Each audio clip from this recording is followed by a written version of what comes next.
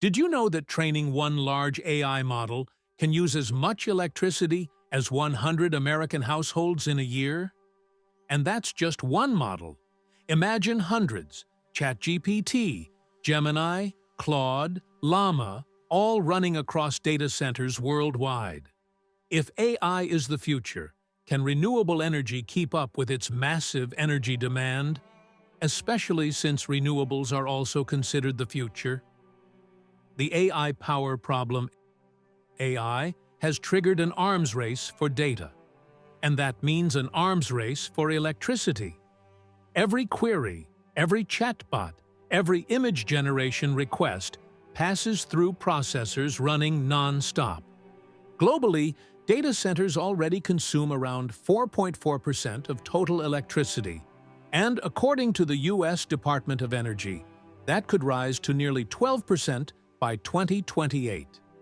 In the U.S. alone, data centers used about 176 terawatt-hours of electricity in 2023, roughly the same as powering 16 million American homes. And it's not just electricity. Many of these data centers also need water for cooling. A single large facility can use up to 5 million gallons of water a day.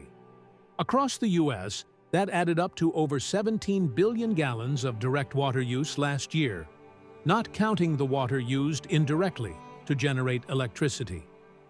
Communities around these data centers are already feeling the strain, from rising utility costs to resource competition. In parts of the U.S. and Europe, electricity tariffs have doubled over the last few years as grids struggle to meet this growing demand. The boom in AI is pushing infrastructure to its limits, and the grid is creaking under the pressure. Why this is a challenge? Data centers can't afford downtime. They need reliable, continuous power 24/7, whether it's day, night, or a storm outside. But renewables like solar and wind, while clean, are intermittent. The sun sets, the wind stops. That's where battery and energy storage systems come in. They can help bridge short gaps between supply and demand. But large-scale storage needs massive amounts of land, materials, and infrastructure, especially lithium and rare earths, adding another layer of pressure. Even the storage facilities themselves need physical space. And when you combine that with the land already being swallowed by data centers, you start to see the problem. Both sides of this equation, data centers and renewables, are competing for land and resources at the same time.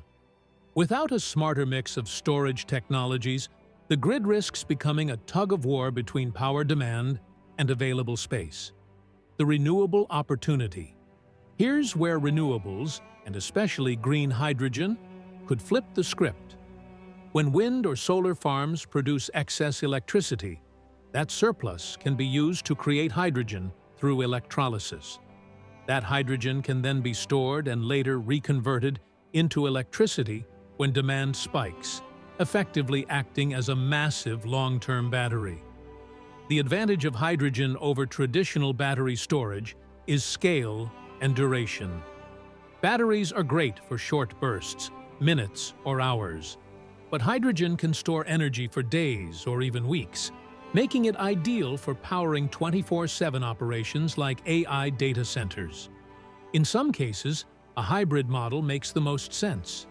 Batteries handle the short-term fluctuations, while hydrogen covers longer storage needs. And depending on where a data center is located, this mix might lean towards solar and batteries in sunny regions or wind and hydrogen in coastal areas. Now imagine a data center powered by the sun during the day, batteries balancing the short-term dips, and hydrogen stepping in at night. All clean, continuous, and self-sustaining. Big tech companies are already experimenting. Microsoft has tested hydrogen fuel cells running a data center for 48 hours straight. Google is investing in geothermal and advanced power purchase agreements to hit 24/7 carbon-free goals. And Amazon Web Services, AWS, which runs around 340 data centers globally, is also exploring renewable options, even though it recently made headlines for a massive outage in its U.S. East region. Now, that outage wasn't energy-related, it was caused by a DNS resolution failure, but it exposed something deeper. Even the biggest cloud provider in the world isn't immune to infrastructure stress. It's a reminder that as we push technology to its limits, resilience matters as much as performance. Why it hasn't happened faster? If renewables are this promising, why aren't we seeing them everywhere already? 4 big reasons. Cost. Building renewable energy systems and hydrogen storage at the scale data centers need is still expensive up front. Infrastructure. Transmission lines, pipelines, and even permits for new renewable projects can take years to complete. Short-term priorities. Many AI firms are still focused on scaling performance and profits first. Clean power, second. Land use. Data centers themselves already take up huge amounts of space, and renewable projects also need land, lots of it. That's why the industry is getting creative.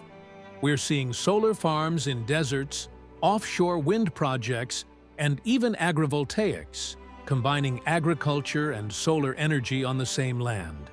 Still, there's a physical limit to how much land we can dedicate to infrastructure. And as AI's demand grows, that tension between digital expansion and environmental preservation will only intensify. The future outlook. But the writing's on the wall. If AI wants to be sustainable, renewables aren't optional. They're inevitable. Without them, AI's carbon footprint could easily wipe out years of climate progress. The good news?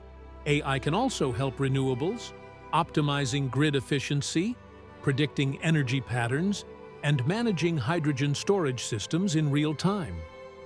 In a way, AI might end up becoming the very tool that makes renewable energy more reliable. And that's where green hydrogen shines. A bridge between intermittent renewables, battery storage, and the constant power that AI systems demand. Conclusion: AI may be the brain of the future, but renewable energy has to be its heartbeat. The question is, will companies invest now or wait until it's too late? What do you think? Should governments require AI companies to power their data centers with renewables? Or should the market decide? Let's talk about it in the comments. And if you found this breakdown useful, don't forget to like, share, and subscribe. It helps the channel grow and keeps these conversations alive.